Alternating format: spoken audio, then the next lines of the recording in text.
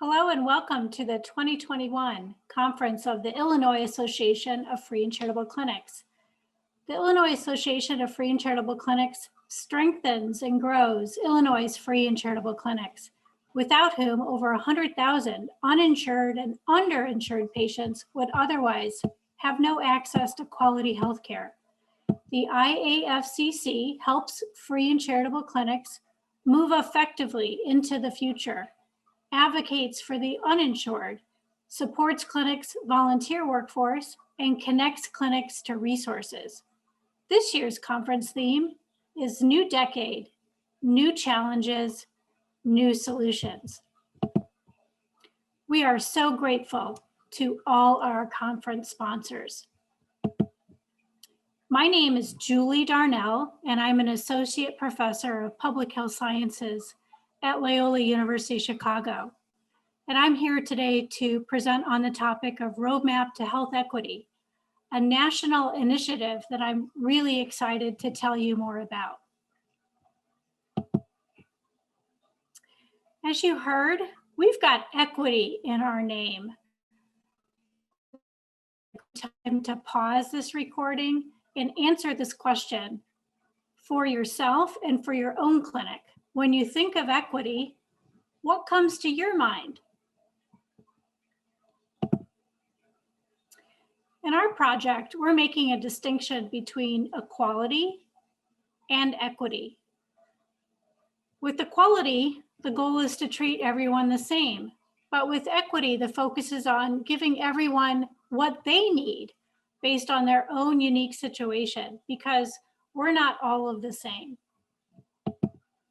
The goals and objectives that we've set for ourselves for the Roadmap project is to improve the quality of care and reduce the health inequities for patients served by our sector.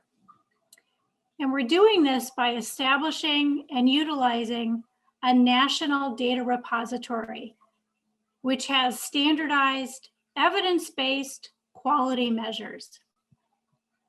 But what's the connection between quality and equity? Actually, equity is one of the 6 pillars of quality. But it hasn't been until recent years that we've been talking much about equity. These 6 pillars originate from the Institute of Medicine's work, now the National Academies. And when we think of equity, we're thinking about fairness in the distribution of care and its effects on health. Improving health and health care requires a focus on equity. Equity of access, equity of treatment, and equity of outcome. Health equity is realized when each individual has a fair opportunity to achieve their full health potential. When we think about what people need to be healthy, again, think about the equity definition that we're using. We're now looking more than ever before to the social determinants of health. Of course, health depends on many factors, and we've come to realize the big impact that social factors have on our health, the social determinants of health. I used to use this graph a lot. It comes from the Kaiser Family Foundation. But now I find it a bit lacking because it treats all of the social determinants of health exactly the same. And it also, in my view, ignores the mechanisms for influencing health, the structures and the resources, the processes, the mechanisms. So I'd like to show you the depiction from the WHO, or World Health Organization, because I think it presents a much more holistic view of what impacts our health. And importantly, as you see in the center of this graphic, it provides a focus on the structural dimensions, things that are sort of built into our system, how we govern, and the resulting social, economic, and public policies that are embedded in our social norms and values. And of course, when we think about free and charitable clinic patients, what's evident is their lack of material resources. So this graphic shows how an individual's material circumstances are influenced and how they impact on equity in health and overall well-being.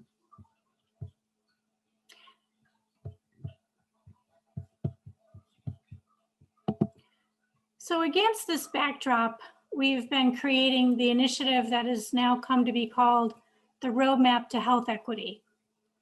Our very name places a focus on equity and sets our vision that everyone has the best care and health possible. This initiative began as a collaborative effort with AmeriCares, Loyola, and the National Association of Free and Charitable Clinics back in 2017. And it's involved dozens of clinics, state association leaders, our very own Melissa McGuire, and many other stakeholders. From the beginning, our main objective has been to create a national data repository. So that's really the centerpiece of our initiative. And that contains quality measures so that we can demonstrate the quality of care and give clinics a tool to improve their quality of care. If you recall, our objective is to help clinics improve the quality of care. And we see this national data repository as a tool that clinics can use in that process.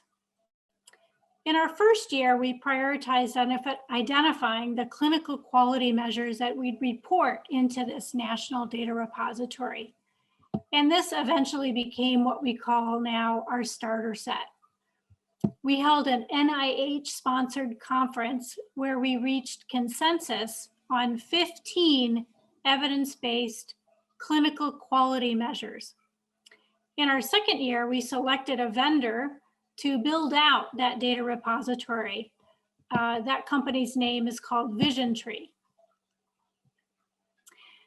And as this initiative has evolved, we're now pilot testing the data repository with about 50 pilot clinics.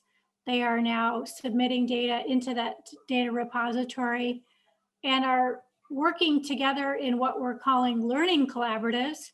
Right now we have learning collaboratives established for some of the electronic health record systems that clinics have so that they can learn and share best practices and resources as they learn how to use the data repository.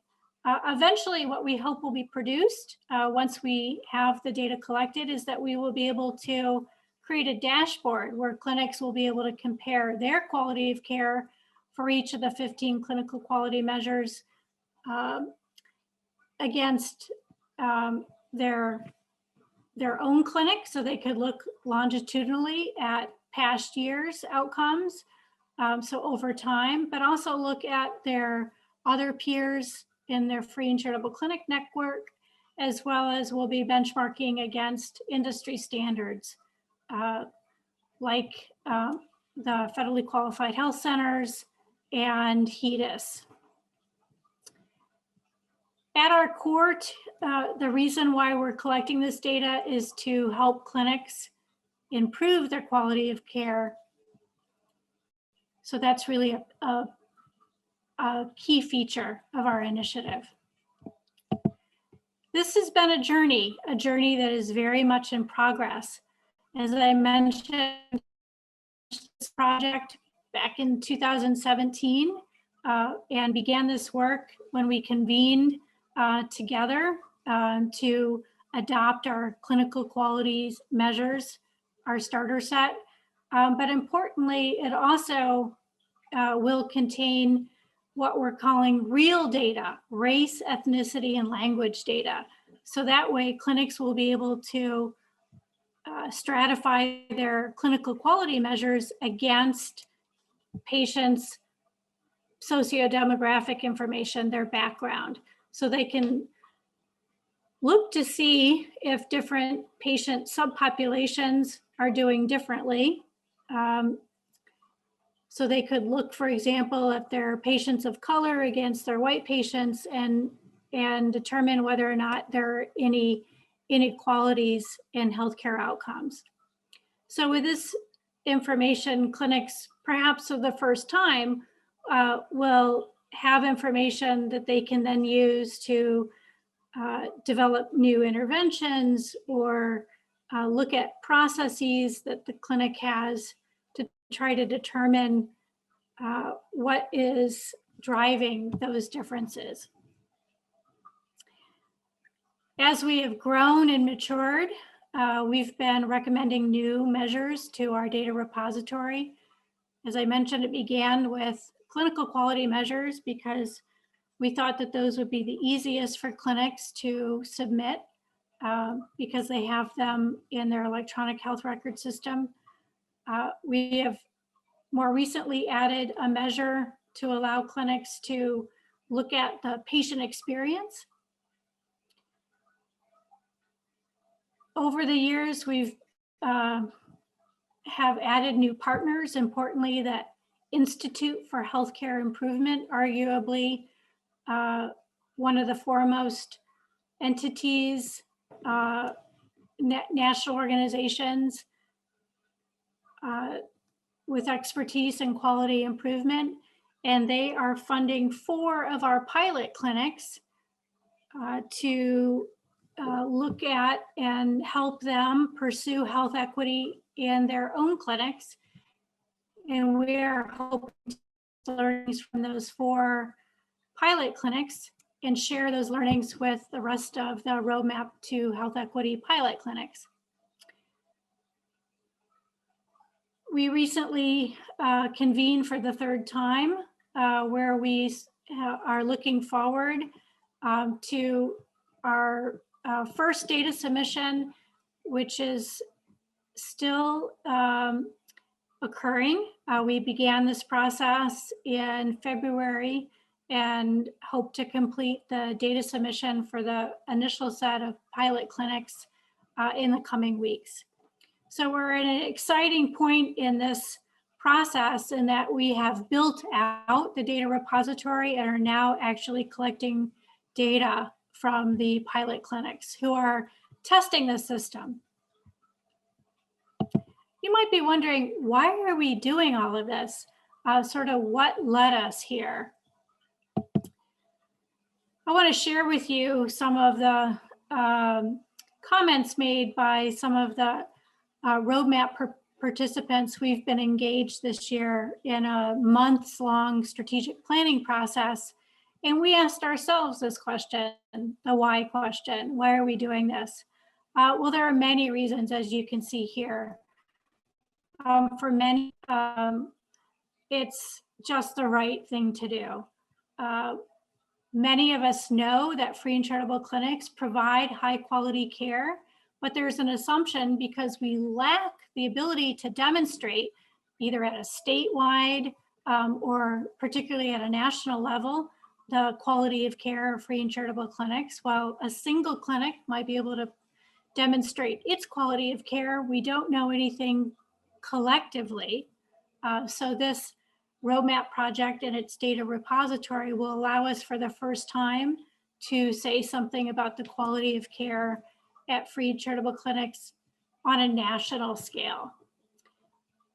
Many pointed out that funders are expecting this. These are data, outcome data that funders expect. No longer is it just the case where they're counting patients or patients. They want to know if the care that is being provided is actually making a difference for patients. So when we pair together the problem that we lack the ability to demonstrate the quality of care in free and charitable clinics, we haven't in the past had a standardized set of quality metrics to which we all hold ourselves accountable. And we know that there are underlying inequalities in care. And we know among our patients that they are the ones who lack access to quality of care. Our solution is to first establish and then utilize and scale up a nationwide data repository with standardized quality measures. Our theory is that improvement requires measurement, meaning there can be no improvement unless you measure. So that is sort of providing the case for us of why it's necessary for us to make an investment in a nationwide data repository. And ultimately, our aspiration is to improve the quality of care in free and charitable clinics, and at that same time, reduce health inequities for the nearly 2 million patients who seek care from a free and charitable clinic.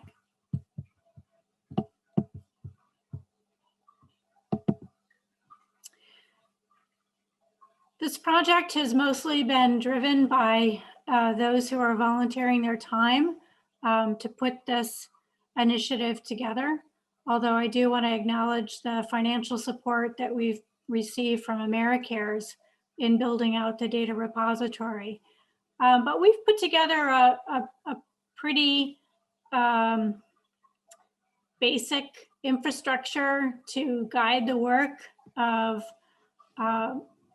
the roadmap activities that help us achieve our goal of establishing and utilizing a national data repository that can be used to help support clinics in their quality improvement and equity initiatives. We have a steering committee that's really our oversight committee. It helps to plan our annual convening and is charged with trying to fundraise for the rest of the initiative. Our why committee, is trying to answer the question, why is this needed? Why is this important? So making the value proposition. The what committee has been making recommendations on what are the measures that belong in the National Data Repository. So as I've mentioned, we've started with the clinical quality measures, recently added the patient experience measures. I really think the secret sauce and the measures that we've prioritized in our data repository are those race, ethnicity, and language variables. We've standardized them so that you can look at clinical quality outcomes or patient experience outcomes and look at whether or not there are differences across race, ethnicity, and language. Because we're in a pandemic, we've also been collecting some data about COVID-19, about clinics' responses to COVID-19 and how they're delivering care. And we're looking forward to making a recommendation the next year about how we might be collecting information about the social determinants of health, be it screening or addressing social determinants of health. So stay tuned for that. So our starter set of clinical quality measures presented, but only 2 are required. And both of them deal with high blood pressure or hypertension. So the first measure that's related to blood pressure, which all pilot clinics are asked to submit data about their patients on, is related to screening for high blood pressure. And the second is on blood pressure control. Beyond these 2 required measures, we have a menu of 13 other optional measures. And as you can see here from the list, they're quite varied, from several screening measures for diseases like cervical cancer and colorectal cancer to screening for BMI, to those that are in the behavioral health domain, clinical depression and alcohol use, diabetes, a couple of measures here, recognizing the tremendous burden of both hypertension and diabetes that our patients carry. So clinics beyond the required measures can opt to submit outcomes data on any one or more of these measures.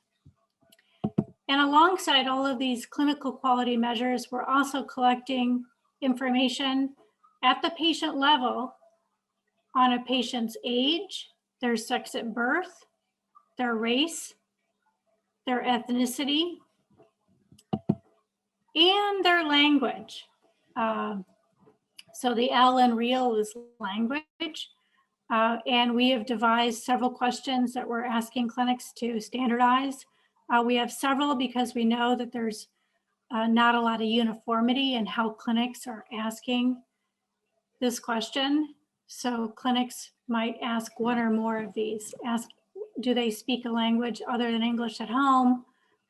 Would you like an interpreter? We're using that as a proxy for if somebody answers yes, that they speak a language other than English. How well they speak English is a quality standard for inquiring about language. So we have several options. And then ultimately the dashboards that we hope in the not too distant future to be able to give back to clinics would look something like this. Just sort of hypothetically speaking, we could imagine if you had several years of data looking at one of the quality measures, in this case, our required measure on controlling blood pressure, a clinic could look at, for example, its white patients and how they have performed on this measure versus their patients of color, and benchmark themselves against NCQA commercial HMO population, because those are reported widely, or their FQHC counterparts. And they would be able to sort of look at the gaps versus how they're doing compared to their counterparts. Any clinic can take the next step to try to pursue equity. As I see it, the very next step would be to just take stock of where we're at in this journey. And it's important to get buy-in. Making equity an explicit priority is necessary in order to make lasting changes. You need to be able to develop structures and processes to identify where inequalities exist, like we have in emphasizing and focusing on making sure that we have race, ethnicity, and language data so that we can stratify our clinical outcomes based on these categories. And then you use the results from these data to design strategies to address the gaps. Share those results, look again. Quality improvement is a long process, a long repeated process, but it's also not rocket science. I think another important ingredient in thinking about equity is that it requires that you think about not just what happens inside your clinic, but outside of your clinic walls, even beyond those material resources. If you remember that WHO framework on the social determinants of health and how much it was emphasizing how policies and the way we govern are also very impactful in thinking about our health. So there are many, many things that impact health. And last, but certainly not least, we hope you will join us on the Roadmap to Health Equity project. Why should you take this step? Well, I'm going to use our Roadmap members who have emphasized that health equity matters, health matters, and our work matters. I have resources and links here to share, both to our national initiative, the Roadmap to Health Equity project, but also the Institute for Healthcare Improvement, which I mentioned, which is supporting 4 of our clinics on a Pursuing Health Equity project. but there are some other resources that you might find of interest from the community toolbox, a policy guide, because when we think about equity, we really do need to think beyond our clinical walls. And the CDC has some interesting stories to share about other organizations who have gone through this journey. It's an old archive, but I think it provides a lot of great information. I want to thank you for listening to this recorded session and for participating in our conference. Thank you.